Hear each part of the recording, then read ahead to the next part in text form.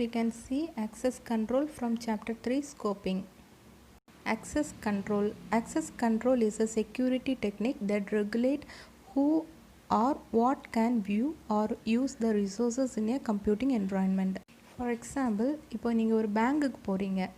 பேங்குக்கு போய் நீங்கள் உங்கள் அக்கௌண்ட்டில் இருக்கிற எல்லா டீட்டெயிலுமே நீங்கள் செக் பண்ணிக்கலாம்.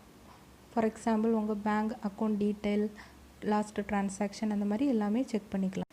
இப்போது உங்கள் நெய்பரோட பேங்க் அக்கௌண்ட் நம்பர் மட்டும் உங்களுக்கு தெரியும். ஸோ அதில் இருக்கிற பேங்க் அக்கௌண்ட் டீட்டெயில் நீங்கள் பேங்க்கில் கேட்டிங்க அப்படின்னா அவங்க வந்து உங்களுக்கு என்ன பண்ண மாட்டாங்க, ப்ரொவைட் பண்ண மாட்டாங்க. That is for security reason. So உங்களுக்கு எது ஆக்சஸ் பண்ண முடியுமோ அதை மட்டும்தான் ப்ரொவைட் பண்ண முடியும். So same thing in our computer program. நம்ம ப்ரோக்ராமில் நிறைய வேரியபிள் ஃபங்க்ஷன் யூஸ் பண்ணுறோம்.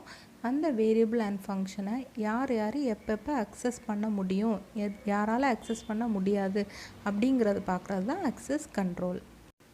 Access control is a fundamental concept in security that minimizes risk to the object. Already பார்த்தது போல் it is a security purpose one. இது வந்து என்ன பண்ணும் அப்படின்னா அந்த ப்ரோக்ராமில் க்ரியேட் ஆகிற ரிஸ்க்கை வந்து மினிமைஸ் பண்ணும். that is selective restriction of access to the data. ஒரு ப்ரோக்ராமில் யூஸ் பண்ணுற டேட்டா ஆர் வேரியபிள், ஒரு ஃபங்க்ஷன் எதுவாக இருந்தாலும் அதை அக்சஸ் பண்ணுறதுக்காக செலக்டிவ் ரெஸ்ட்ரிக்ஷன் கொடுத்துருப்பாங்க. that is called as access control. In object-oriented programming languages, it is implemented through access modifiers. C++ல படிச்சிருப்பீங்க access modifiers. There are 3 types of access modifiers: public, private and protected. Public, private, protected அப்படின்னு இந்த keyword access specifier கொடுத்துட்டு நீங்கள் அதுக்கு கீழே எழுதுகிற வேரியபிளாக இருக்கட்டும், ஃபங்க்ஷனாக இருக்கட்டும், நம்ம எங்கெல்லாம் அக்சஸ் பண்ணலாம், எங்கெல்லாம் அக்சஸ் பண்ணக்கூடாது அப்படின்னு சொல்கிறதா access control. For example, private members of a class are denied access from outside the class. They can be handled only from within the class.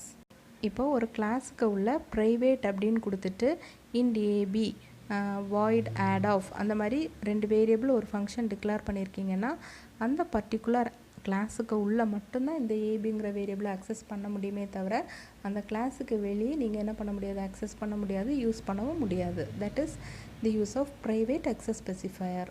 Next one, public members are accessible from outside the class. இப்போ public மெம்பர்ஸில் நீங்கள் declare பண்ண ஃபங்க்ஷனோ வேரியபிளாக இருக்கட்டும், அதை வந்து நீங்கள் out side the கிளாஸ்லேயே நீங்கள் என்ன பண்ணலாம், அக்சஸ் பண்ணலாம். The object of the same class is required to invoke a public method.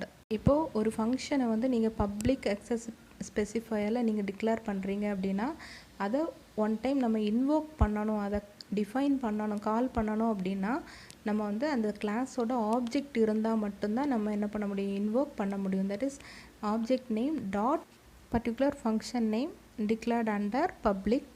This arrangement of private instance variable and public method ensures the principle of data encapsulation. Data encapsulation அப்படின்னா ஒரு particular கிளாஸுக்கு உள்ள நம்ம வந்து ஒரு variable ஒரு ஃபங்க்ஷனை find பண்ணி வைக்கிறது, ஒரு ப்ரைவேட் அப்படிங்கிற ஒரு அக்சஸ் ஸ்பெசிஃபையருக்குள்ளே நம்ம செக்யூர்டாக வைக்கிறத தான் என்ன சொல்கிறோம் அப்படின்னா டேட்டா என்கேப்சுலேஷன் சொல்கிறோம்.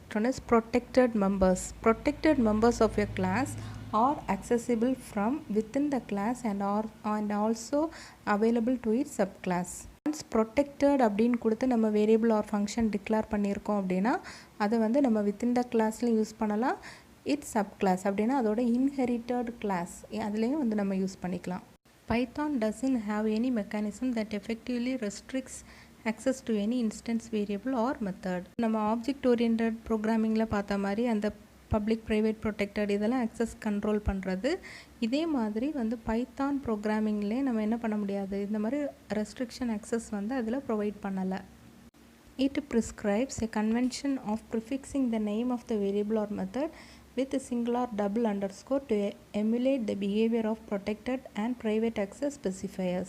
ஸோ இதில் வந்து ப்ரைவேட் ஆர் ப்ரொடெக்டட் அக்சஸ் ஸ்பெசிஃபையர்ஸுக்காக அதில் வந்து நம்ம கொடுத்துருக்க வேரியபிள் ஆர் மெத்தட் கூட நம்ம என்ன யூஸ் பண்ணுறோன்னா single or double underscore use பண்ணுறோம் to emulate the behaviour of protected அல்லது private access specify. All members in a Python class are public by default, whereas default in C++ and Java as a private.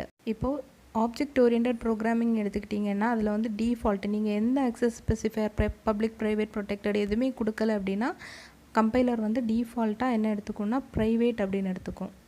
But பைத்தானில் வந்து டிஃபால்ட்டாக பப்ளிக்னு எடுத்துக்கும். ஏன்னா நம்ம அதில் எந்த access ஸ்பெசிஃபையரும் provide பண்ணலை.